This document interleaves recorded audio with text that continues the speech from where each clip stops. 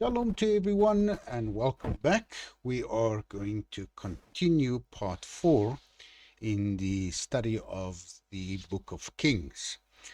Firstly, I want to remind everyone to subscribe to the channel and also to review the previous teachings that we have done on the book of Joshua up to Judges and Samuel, and we are now in the book of Kings.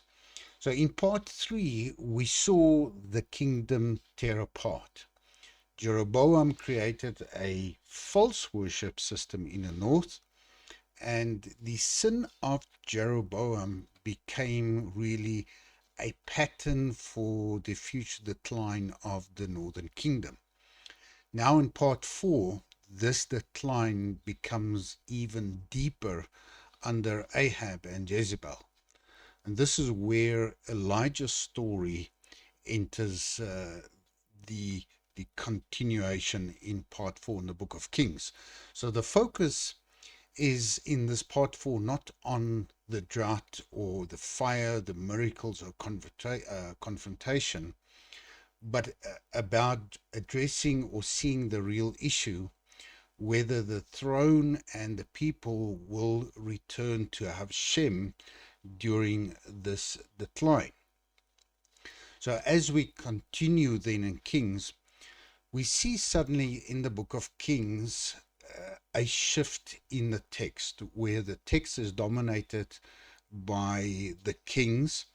And here in part 4 and 5, we are going to see the text then shift to a domination by stories of the prophets Elijah and Elisha.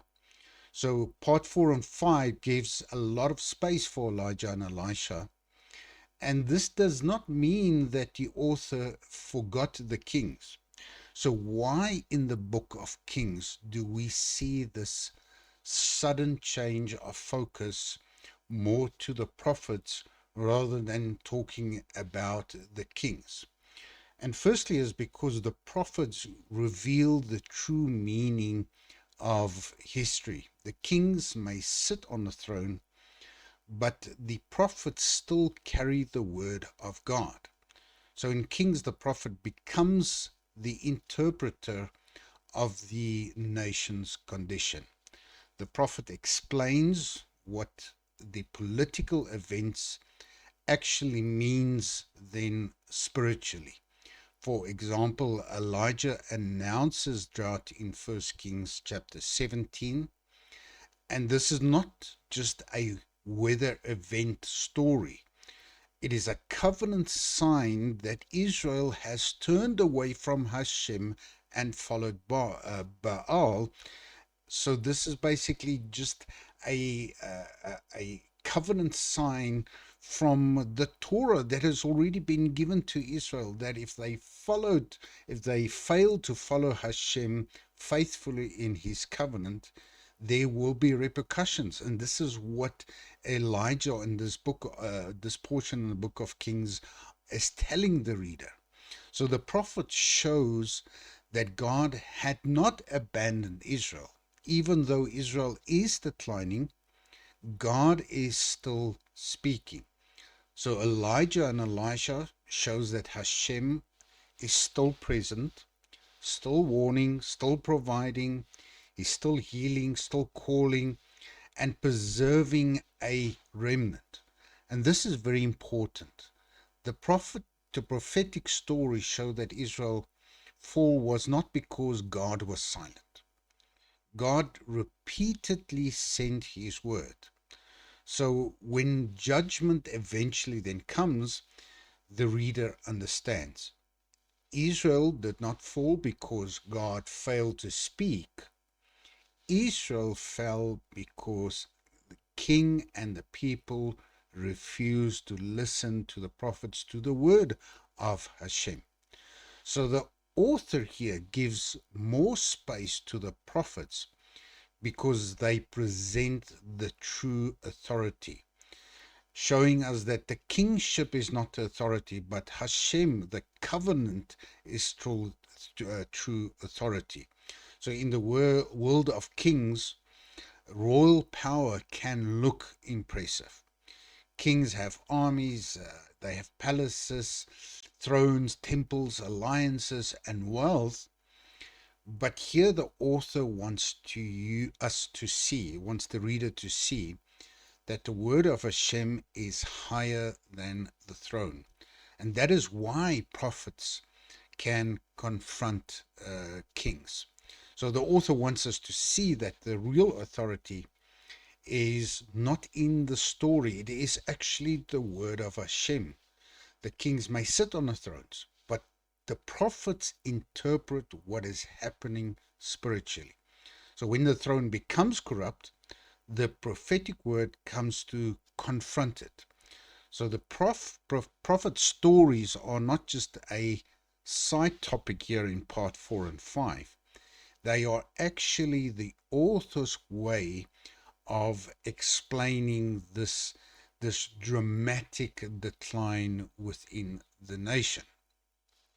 So when we are connecting part 3 and part 4, we see that Jeroboam began the northern kingdom pattern of false worship. He was the foundation of this pattern, and his system was politically religion was a political religion built to protect the throne. And later the northern kings continued this same pattern that we saw with Jeroboam. But when Ahab enters the story here in Kings, he becomes really the turning point within this book. So the book of King tells us the decline becomes worse and worse. Ahab actually does more evil than all those before him. He marries Jezebel, he serves Baal, he builds a house for Baal and makes an Asherah. So Elijah does not appear in a neutral setting within the book of Kings. He really appears when the throne itself is now promoting false worship and almost becomes this pattern of this decline of the national or the nation's spiritual condition. So part 4 begins where the decline becomes this open confrontation. Hashem versus Baal, the prophet versus the throne, and covenant truth versus national compromise. The covenant truth versus a compromise.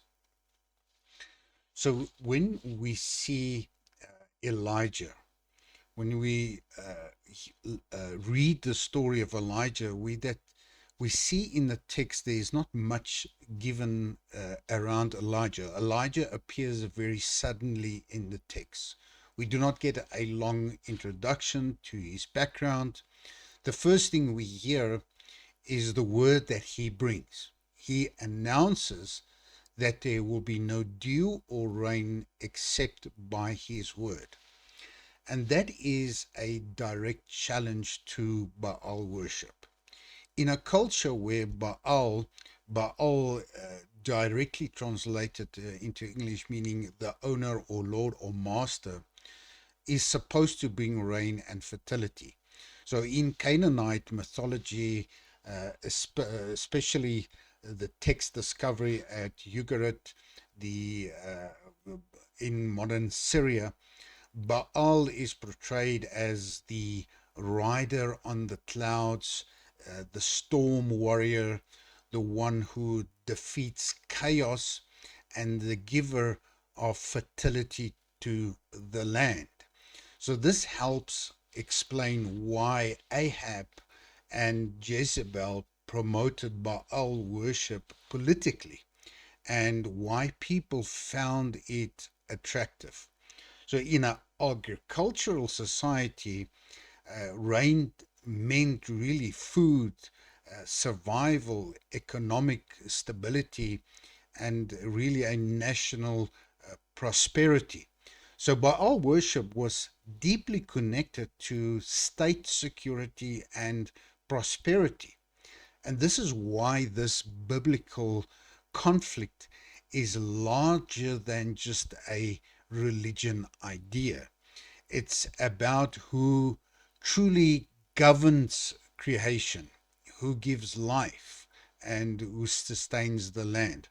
So the drought that becomes this public demonstration that Baal cannot give what only Hashem gives.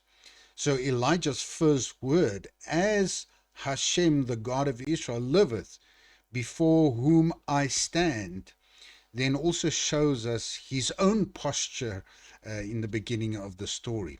He stands before Hashem. That is important. He stands before the the covenant, and that's why he can stand with uh, before Ahab the way that he does in the text. So we see Elijah, after Elijah announces the drought, God hides him. And this is very important. This is gentle but important. The prophet is not above the actions or the repercussions of this spiritual decline. He also feels the same conditions of the land. So at Cherith, God provides through ravens.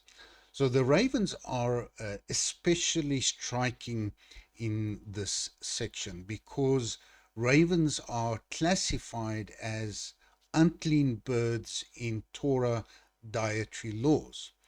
So the author uses this to create this tension in the narrative immediately. The text does not explicitly discuss whether the meat was given to Elijah was kosher, and we understand the idea of the meaning kosher. But we do understand that Elijah was faithful to Hashem, that he only ate clean. So we should be careful if we want to claim that the passage gave Elijah kosher type of food, but we know that the ravens that was deemed unclean did provide Elijah in a manner where he would not that he would not contradict the covenant stipulation. So this is theological, but it is important. It's a theological insight, but important. Hashem's provision for Elijah would not ultimately violate his covenant purposes and his covenant stipulations. So the larger point here is the irony in this is very powerful. Unclean birds become instruments of divine provision. Yet Elijah himself is not portrayed as abandoning covenant faithfulness. And this actually fits a recurring biblical pattern. God can use unexpected or unlikely instruments while still remaining holy and faithful. And this river ravens themselves are unclean, but the provider behind the ravens is not. So that distinction matters. So the story then, or this story in this part, therefore emphasizes God's sovereignty, God's ability to sustain his servant Elijah, and covenant preservation during a national apostasy. So this becomes even more significant in the context of Baal worship, where we have to remember Baal supposedly controlled fertility, rain, food, agricultural survival. But during this drought, the Baal system collapses. The Baal's worship system collapses. While Hashem feeds in this miraculous way in the instruments that he provides, he feeds his prophet supernaturally. So we see that this raven, this instrument of Hashem, becomes this part of a theological confrontation in the text. So the important dimension that we see in this text is that Elijah is isolated from the northern corrupt system. And during this period where the kingship is corrupt, worship is corrupted, justice is collapsing, Hashem preserves Elijah separately. So separation, it's almost being set apart. So the food at Cherith almost functions like a wilderness provision that we see as a pattern within the text that we have read, similar to the manna motives, dependence motives, where the nation of Israel is dependent on the provision from Hashem. And it really preserves this idea of a covenant preservation motives, that while Elijah is being preserved through a miraculous instrument from Hashem, Hashem then preserves this covenant faithfulness of Elijah.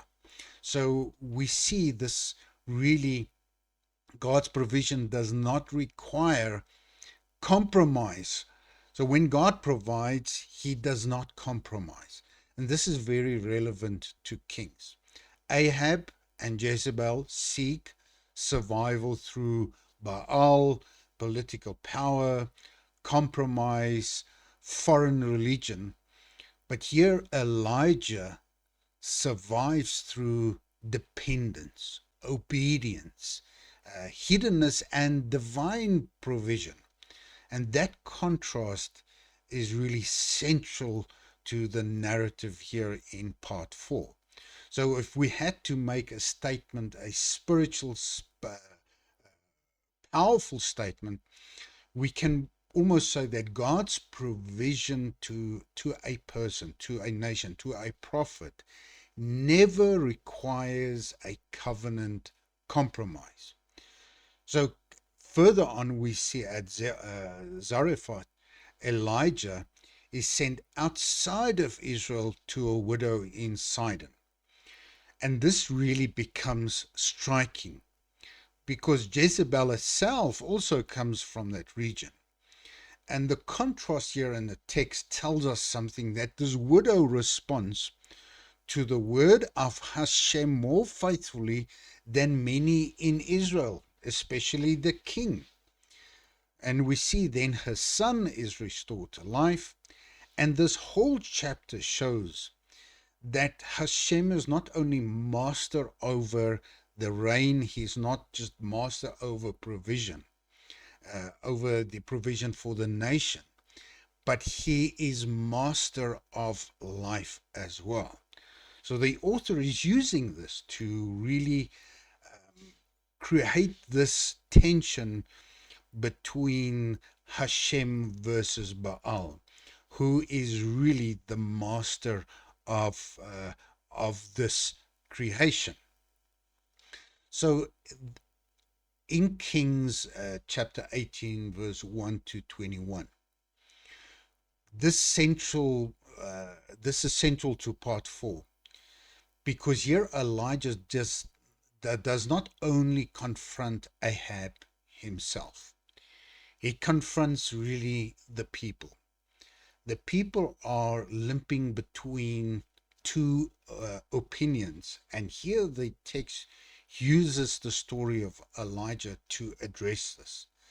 That means the people are unstable, they are divided, they are hesitant. They have not fully rejected Hashem with their mouths, but they have not followed him with a whole heart either in his covenant. And this really connects perfectly with the entire theme within Kings, that the divided heart of the king becomes the divided heart of the nation. And what we've also seen is that the divided heart of the nation is then also reflected in its leadership. So here Elijah calls for a decision. If Hashem is God, follow him. If Baal is God, follow him, but really stop trying to live between the two. If Hashem is Elohim, follow him. And if Baal is God, then follow him. So Mount Carmel, the story here in part 4, when we see Mount Carmel, is dramatic. But we must not reduce it to a dramatic miracle only.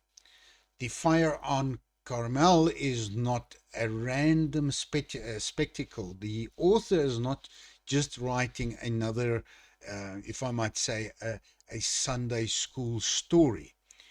It is really a deeply connected to earlier biblical revelation patterns. Throughout the Tanakh, divine fire often represents God's presence, covenant acceptance, holiness, judgment, purification, and even a heavenly authority. So when we see fire falls on Carmel, the original audience would already recognize rich covenant imagery. The fire motive begins very early, already in the book of Shemot in Exodus, where Moses encounters Hashem in the burning bush.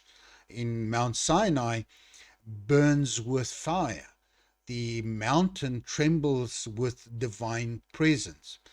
So at Sinai, especially, we see a covenant, a fire, holiness, and revelation really become connected.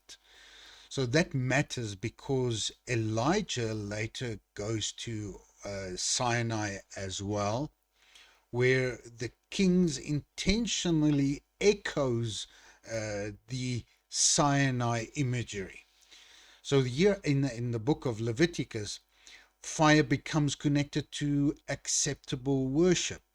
When the tabernacle is established, fire comes from before Hashem and consumes the sacrifice. And that is crucial because divine fire signals the acceptance of the sacrifice. And you see similar patterns later on in Gideon in the book of Shoftim and Judges, Manoah in Samson's parents, with David and Solomon dedicating the temple in Second Chronicles. So again and again we see that the divine fire confirms this true worship, covenant legitimacy, and God's acceptance. So here on Carmel, it's not merely God can perform a miracle through fire. The issue is whose worship is accepted. And that's why Elijah repairs the altar first in this portion. That detail is extremely important. The altar represents covenant relationship. It represents true worship, Israel's broken spiritual condition. So then Elijah drenches this sacrifice with water, making really human manipulation really impossible. Then the fire falls.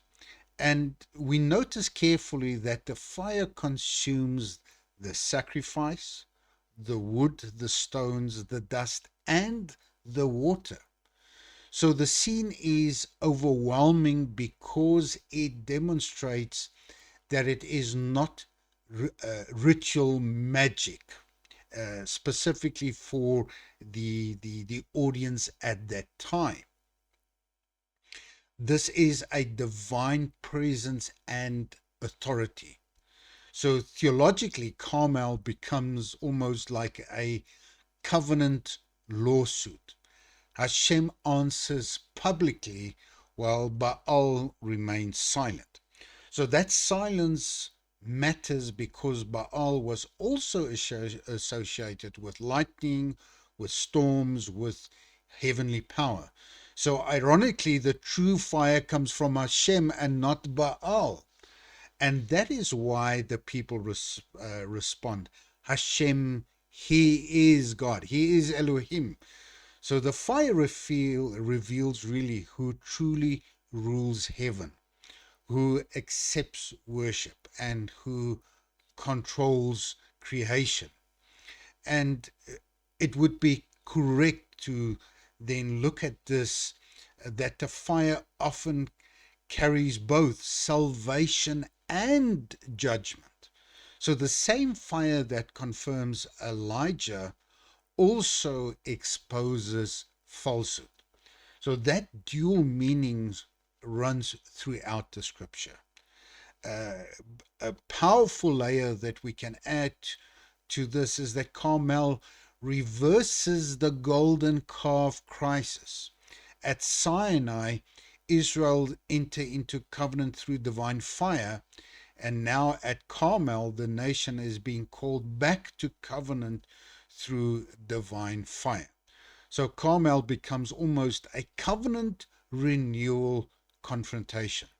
And that is why Elijah's prayer is so important, that this people may know.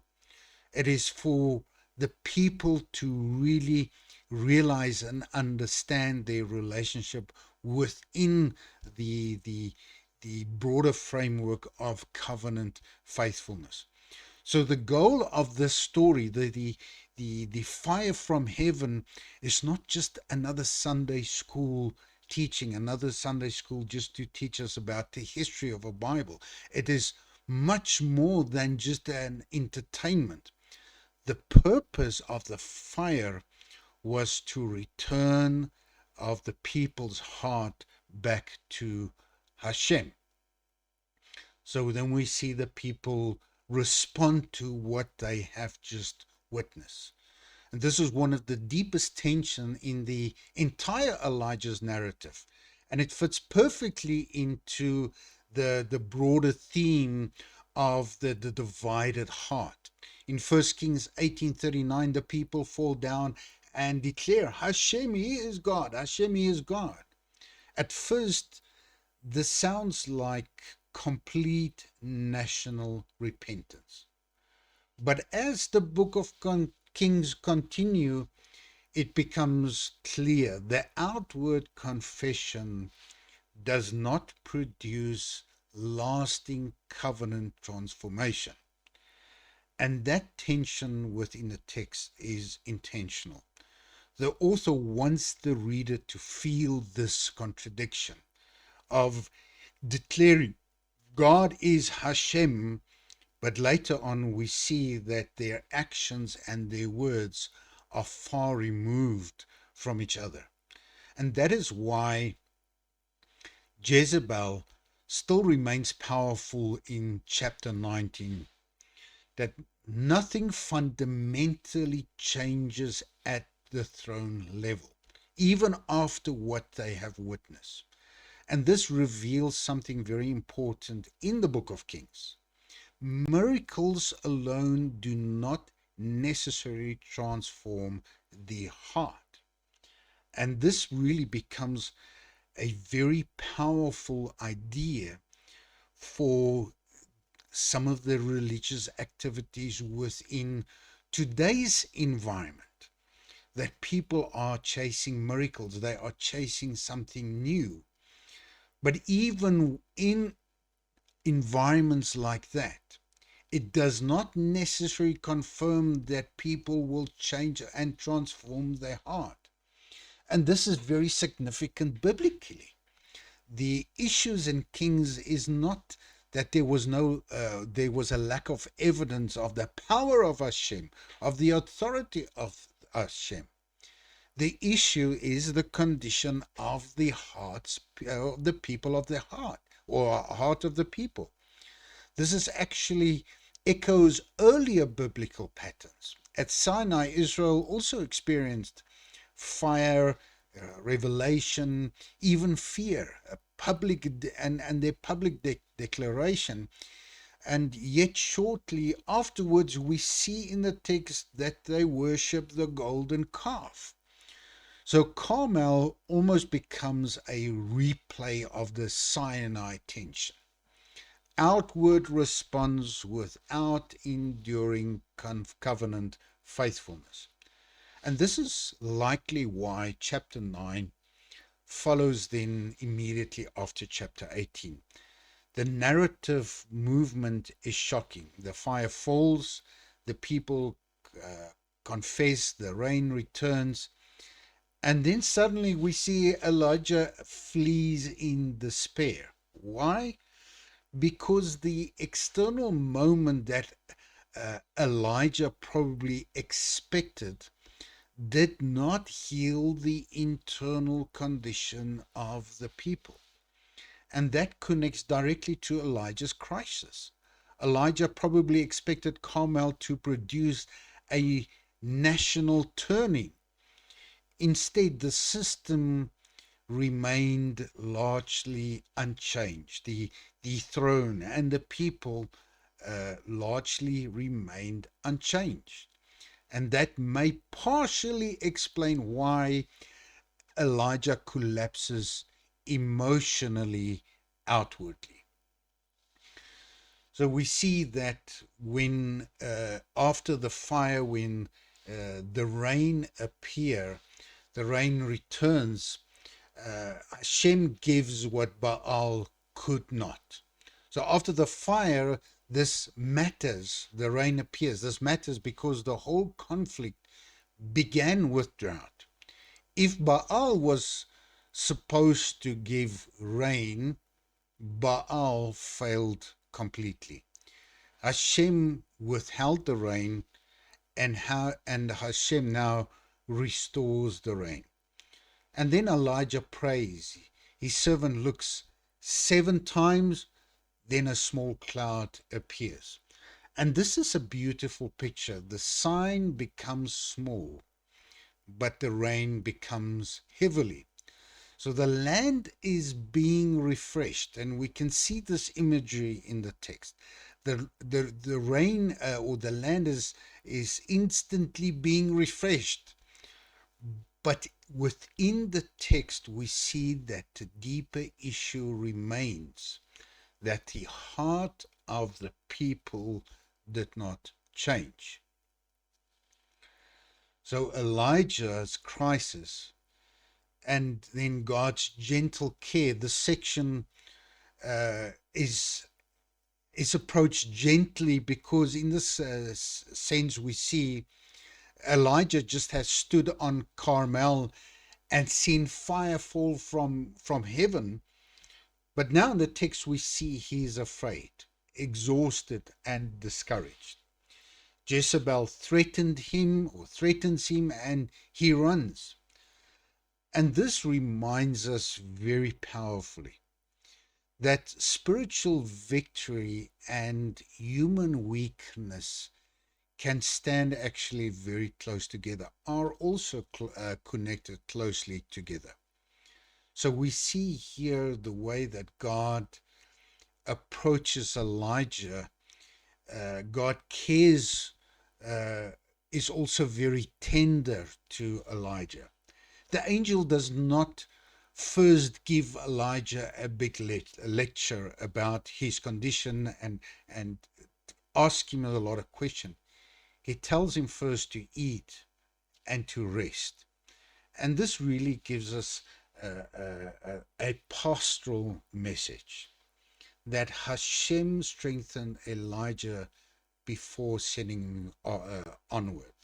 So while we as listeners today might have experienced exactly the same type of scenarios, from one victory to a sudden valley.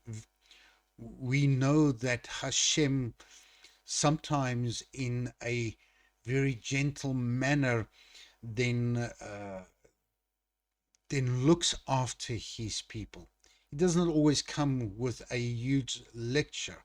Uh, so the story tells us that God strengthens him before the another mountain, for before another mission is then given to God's people.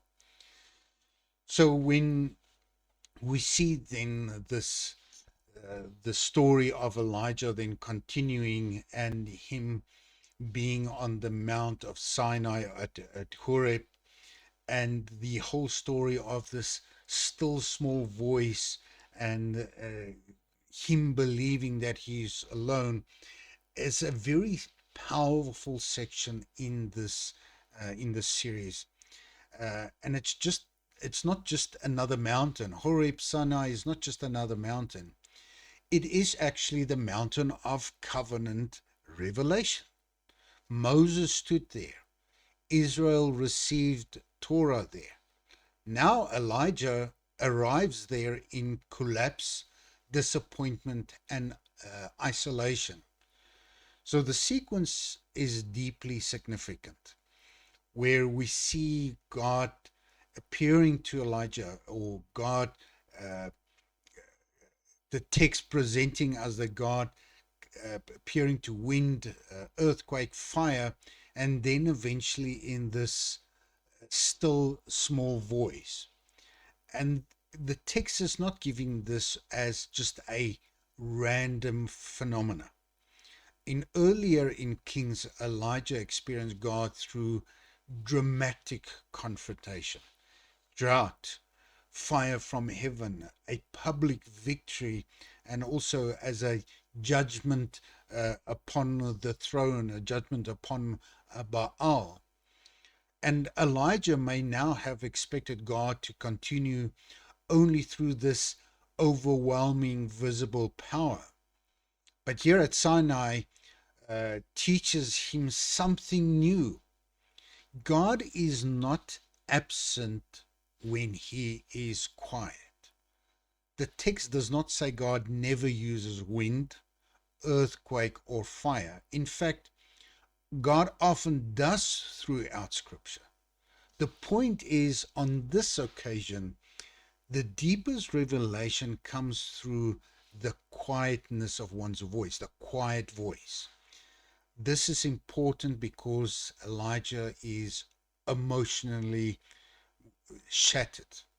Carmel did not produce the national transformation the way that he hoped. Jezebel still threatens him. The nation is still unstable. And Elijah feels alone and believes the mission has failed. But God reveals three important truths here to Elijah and in the text. Elijah is not alone. God preserved 7,000 faithful people, and that God still governs history. The mission will continue through Hazael, through Jehu, and through Elisha. God's work is sometimes hidden and quiet, and that not every victory comes through visible fire on Carmel. So this becomes essential before the story of Elisha, before Elisha enters the story. Elijah must learn that the kingdom of God does not stand or fall on one dramatic prophet alone. The remnant already exists before Elijah sees it.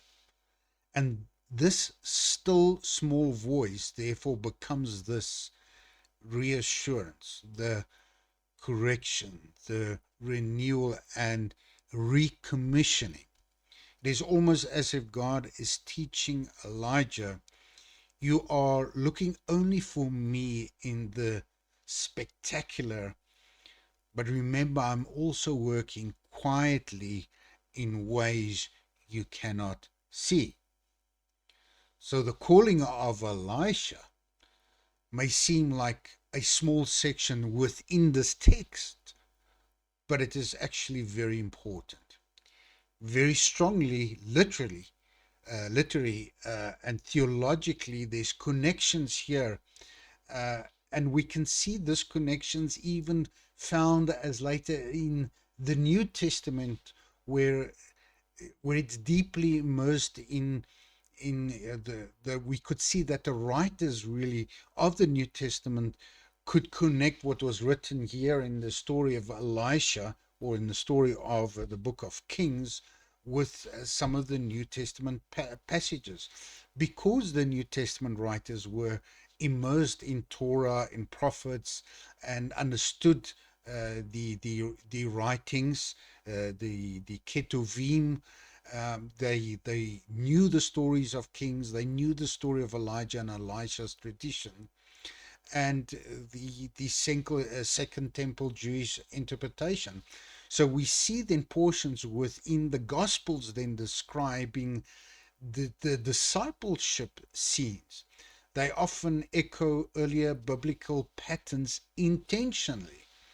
And this Elisha passage in 1 Kings chapter 19, verse 19 to 21, is especially important because it becomes one of the great biblical models of a prophetic calling. Elijah throws the mantle on Elisha, basically calling him to action. Then Elisha then says, "Let me kiss my father and my mother goodbye. Then I will follow you." After that, he slaughters the oxen, he burns the plow equipment, feeds the people, and leaves permanently. And this is not just random. The story is not given randomly from the author's perspective. The 12 oxen are likely symbolic as well. In Kings, numbers often carry theological weight. The 12 stones are Carmel, 12 tribes of Israel, and here the 12 oxen. So Elisha is not merely leaving farming. The text hints that prophetic ministry now connects or concerns the future of Israel. The destruction of the plow equipment is also important. There is no return plan for Elisha, no backup life, no divided loyalty. And this is exactly where the gospel parallel becomes fascinating in Luke chapter 9, verse 59 to 62, where Yeshua says, "Follow me." One man replies, "Let me first go and bury my father." Another says, "Let me first say farewell to those at my house." Then Yeshua says, "No one who puts his hand to the plow," and we can see the reference here to Elisha, "and looks back is fit for the kingdom of God." And that plow language is almost certainly echoing here Elisha. Why? Because Elisha literally leaves the plow behind when responding to the prophetic calling. The gospel writer likely expects biblical literate readers to recognize this pattern. But there is an important intensification. With Elijah, farewell is permitted, then he follows Elijah. With Yeshua, the urgency becomes even greater. The kingdom call is presented as an immediate and absolute calling. So the gospel scene may intentionally compare the prophetic calling in Kings with kingdom discipleship under Yeshua. This is very common in in the Jewish biblical writings, that later texts echo earlier texts to deepen the meaning. And we can see this with the writings of Shaul and the other writings where of earlier writings, that they are always referencing back to earlier text and using lessons from the earlier text to maybe increase the importance or the urgency of some of the callings. So when we then arrive at the portion of Naboth's vineyard, we see that it is not just merely a story of greed. This is also something with a much deeper understanding, a layer like peeling an onion.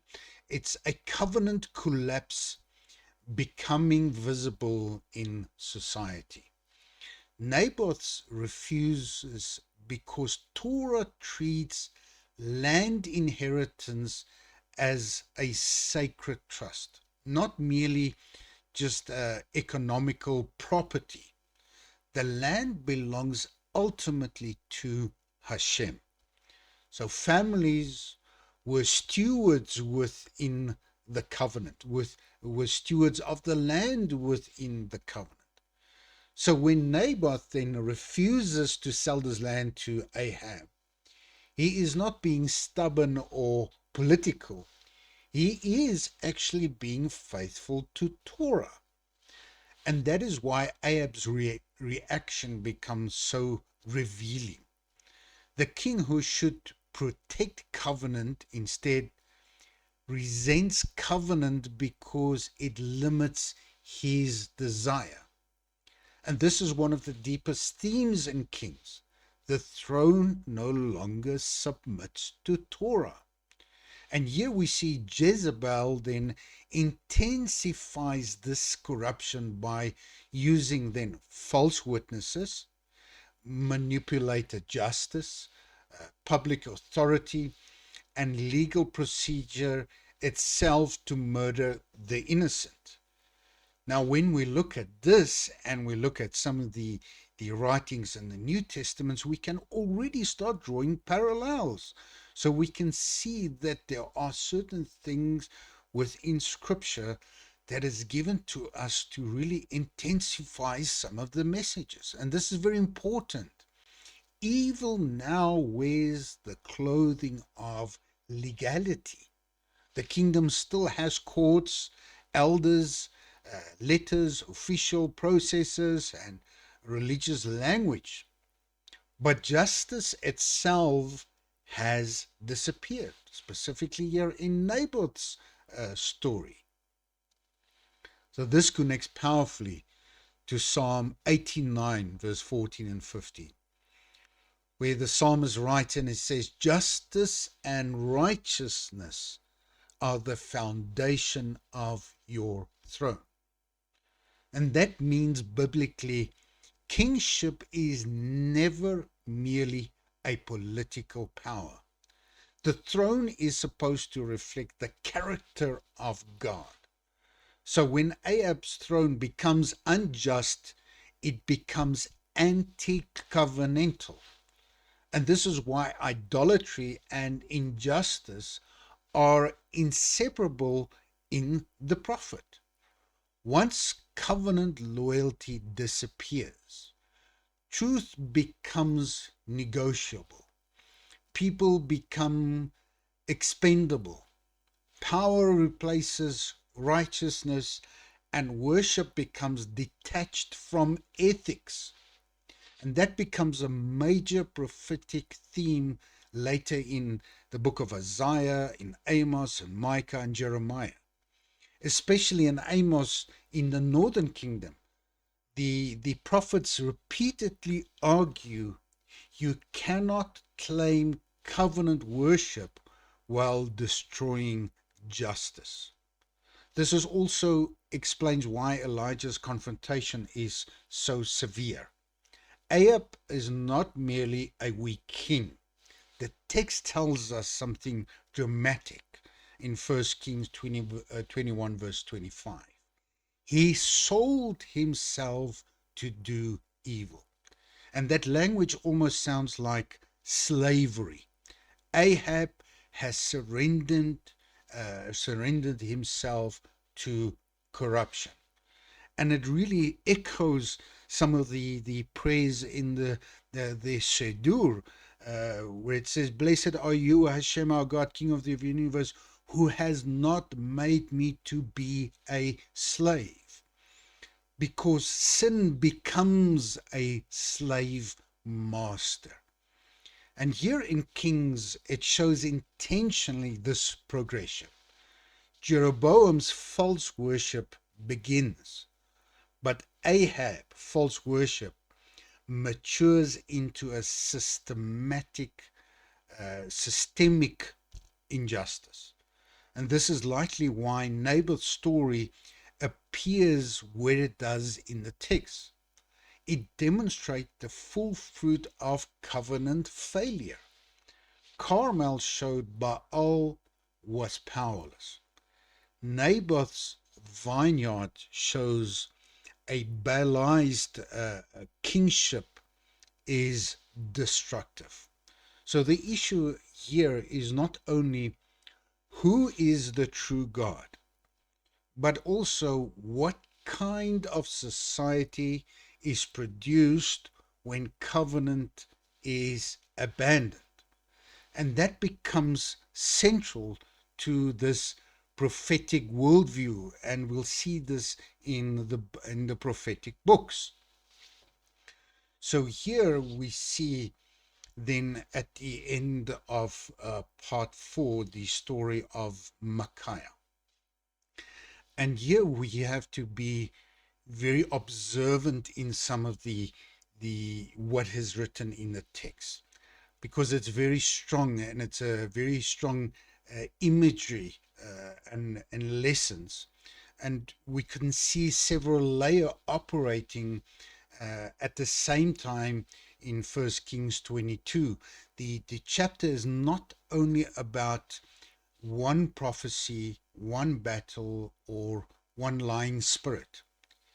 It is really about the condition of leadership, the condition of prophetic voices, and whether truth can still be heard in a corrupted system.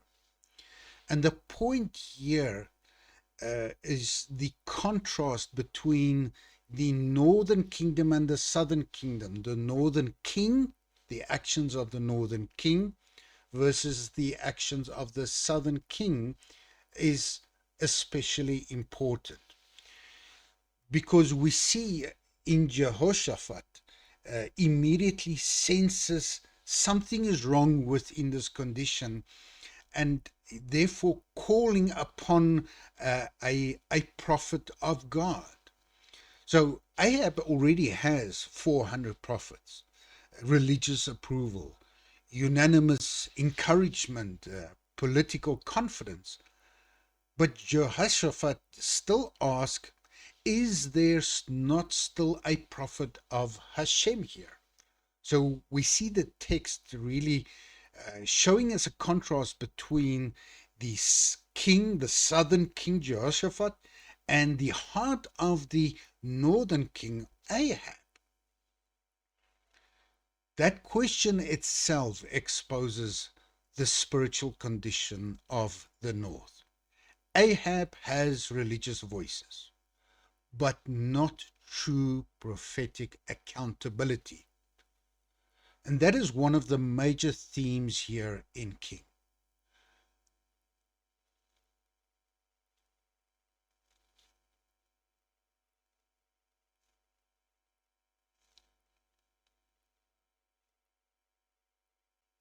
Religion continues externally, while covenant truth disappears internally. So the text is intentionally in contrast. Ahab's northern kingdom with Jehoshaphat's greatest sensitivity towards Hashem.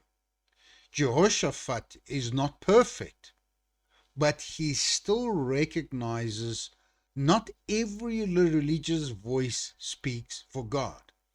And that becomes incredibly relevant to the broader theme in the book of Kings, of Sefer Melachim.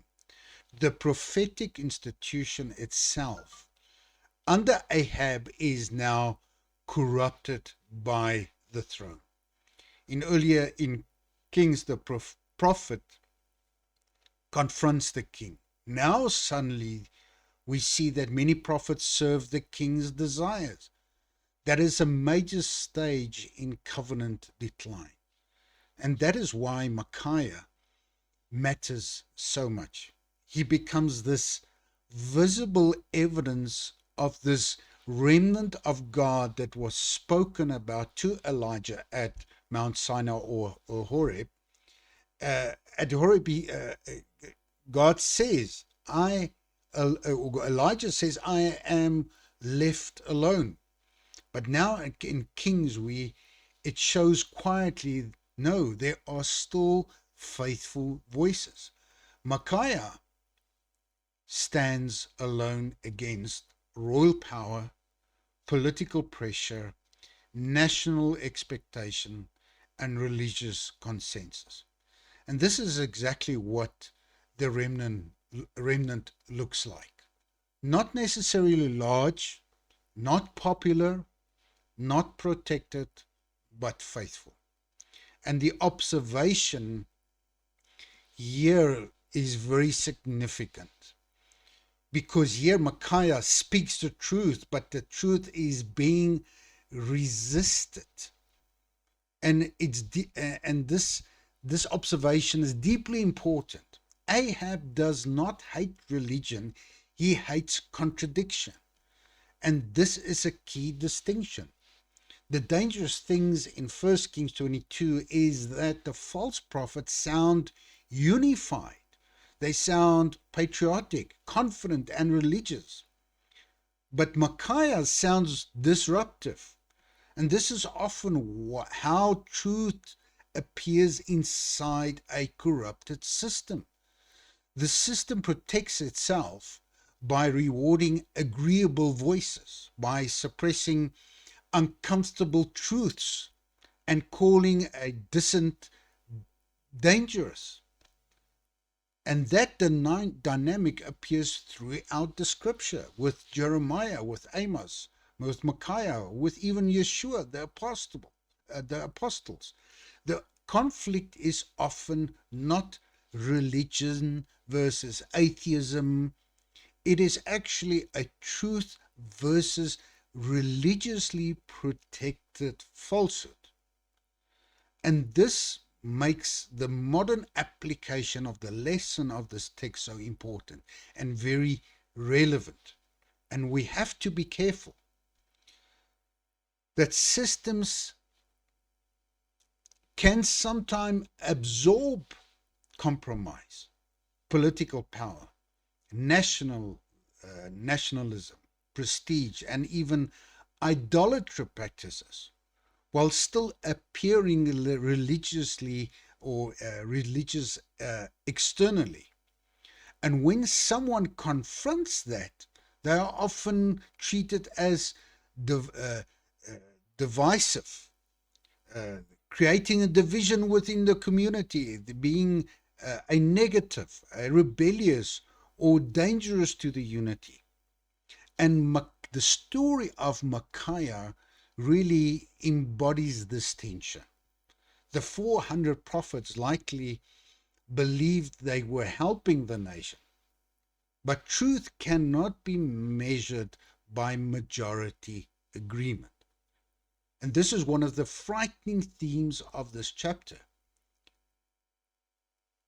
Verses 19 to 23 in this chapter really becomes important. This is probably one of the most mysterious passages in Kings. Micaiah describes a heavenly council scene where a spirit becomes involved in deceiving Ahab's prophets. So the main theological point is probably not how exactly the spirit world mechanics work, but rather Ahab has reached a point where judgment operates through the deception he already desires. Ahab repeatedly rejected true prophetic warning. So now the falsehood he prefers becomes part of his judgment. That is a terrifying biblical theme.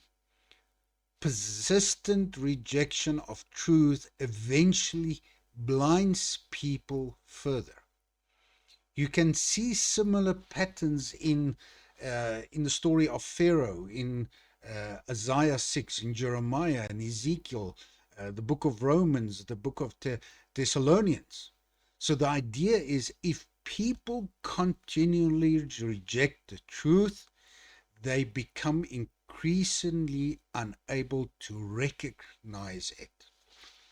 And that fits our broader theme of what we have studied so far perfectly. That truth becomes unrecognizable inside a corrupted covenant system. So as we close then part 4, the message is clear.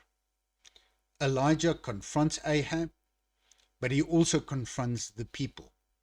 The crisis in Israel is not only drought, it's not only politics, it is the divided heart. Hashem exposes Baal, calls the people back, cares for his prophet, preserves a remnant, and shows that his word still stands above the throne. So Elijah shows that the real crisis is the divided heart of the king and the people.